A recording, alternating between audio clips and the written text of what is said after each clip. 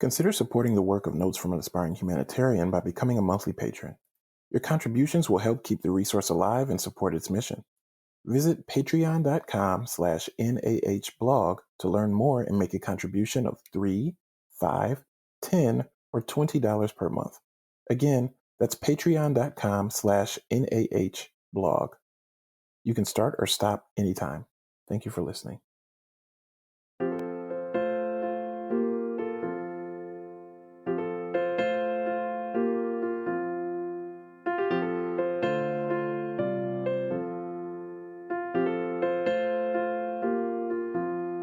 Welcome to the Notes from an Aspiring Humanitarian podcast. I'm your host, Relando Tompkins-Jones.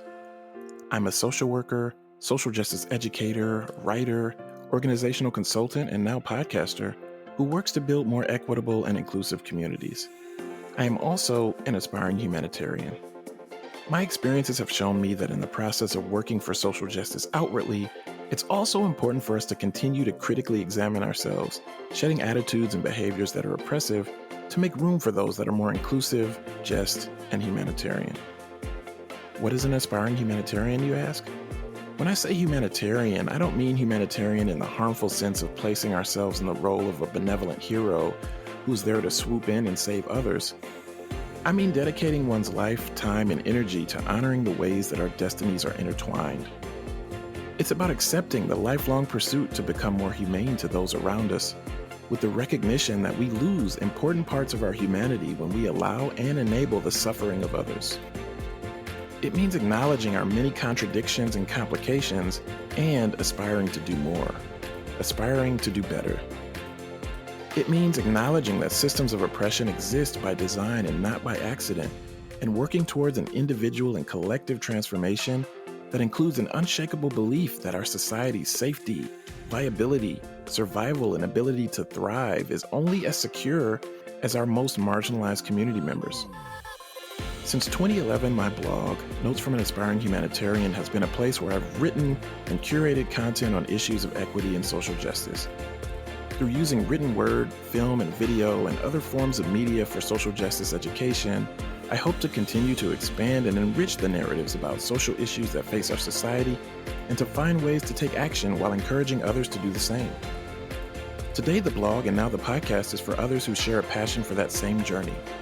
No matter who you are, where you come from, what your identities are, or what area of work you're in, there's room enough for all of us in this work, and I hope that engaging with the podcast or the blog can move you closer to discovering or reaffirming your answers to the questions that you may have about how you can best be of service.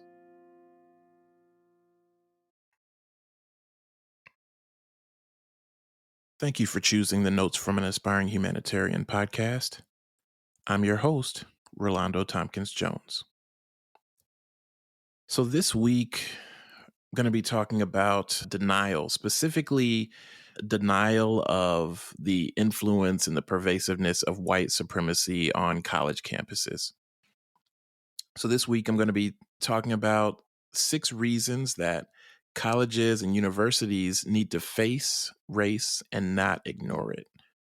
So I often describe my work as a social justice educator as using education to lessen the distance between who we say we are as an organization, as an institution, as community, and how those words, in terms of what we express to be our values for equity and social justice, how those things are actually put into practice and felt by the people who live, work, and play in the institutions, in the communities that we operate in when it comes to, how does that translate to the folks that we say that we're serving or that we want to serve?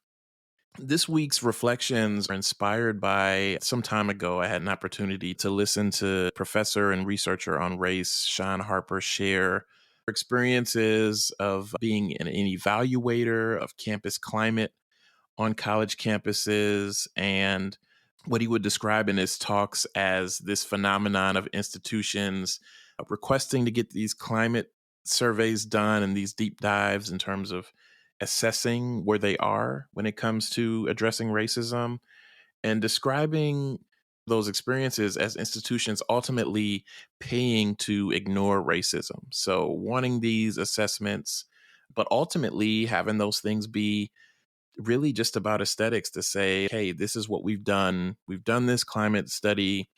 We've done this survey.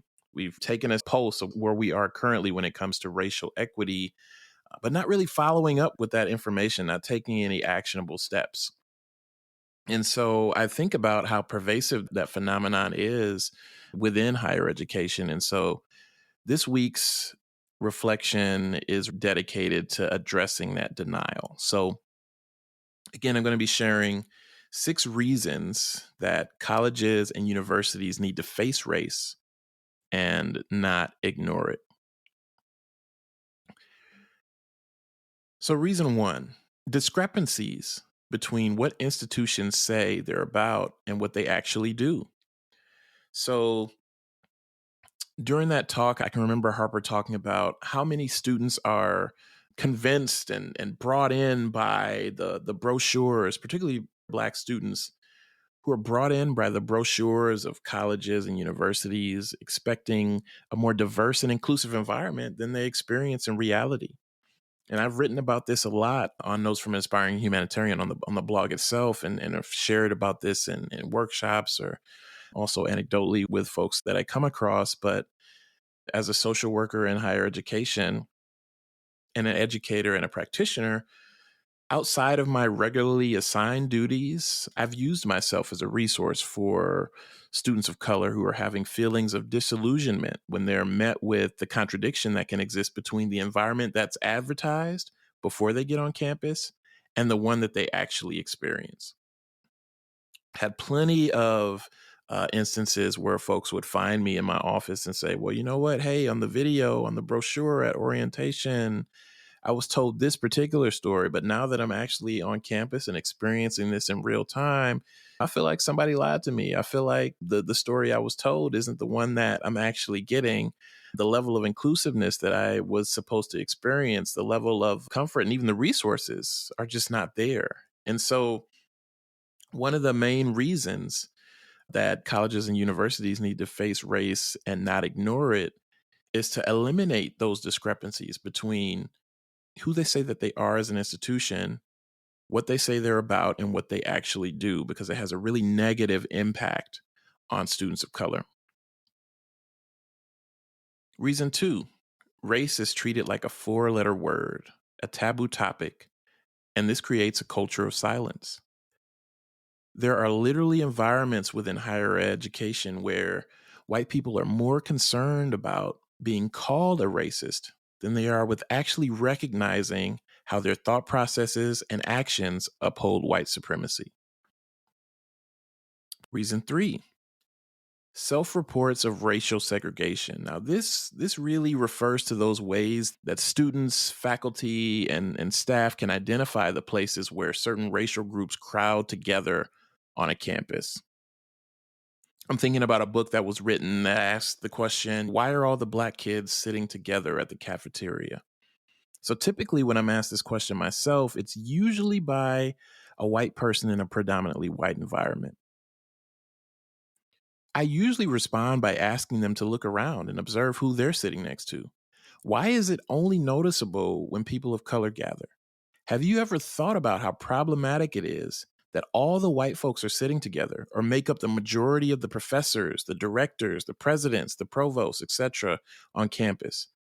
So let's talk more about the message that sends and why that's an issue. So instead of focusing on why are the Black students sitting together at the cafeteria, take a moment and recognize who you're sitting next to, who makes up your directors, who makes up your presidents, your provosts, your decision makers, who has a seat at the table when it comes to influencing the direction of the institution, instead of focusing on why affinity spaces are needed. Reason 4, the pervasiveness of whiteness in spaces, in the curriculum, and in activities.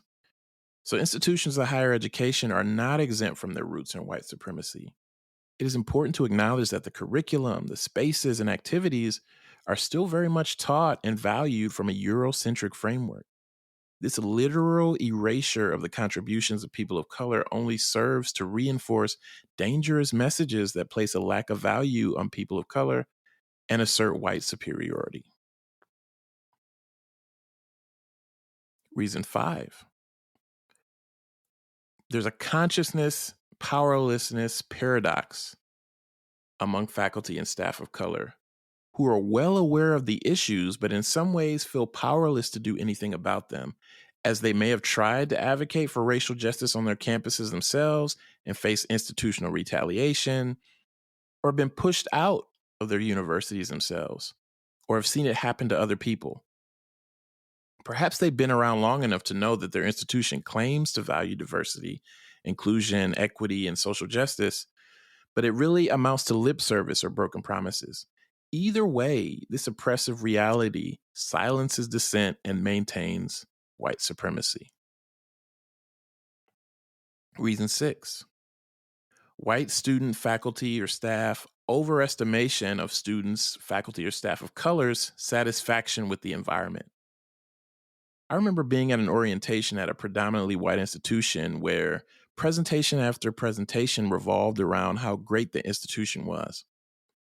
As I sat in these sessions and looked at my watch, and also out of the window, I knew that just in a few hours, students of color would be gathered around the common area to call the institution to task for a climate of racism on campus.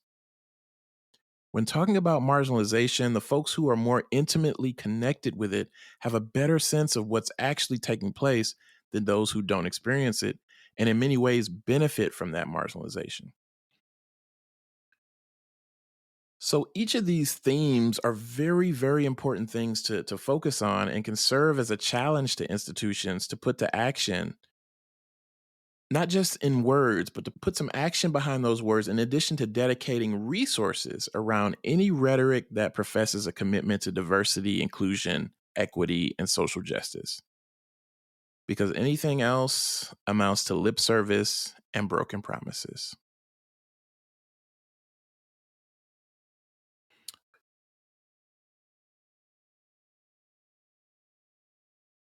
Thanks again for choosing the Notes from an Aspiring Humanitarian podcast, and I look forward to engaging with you again in the next episode.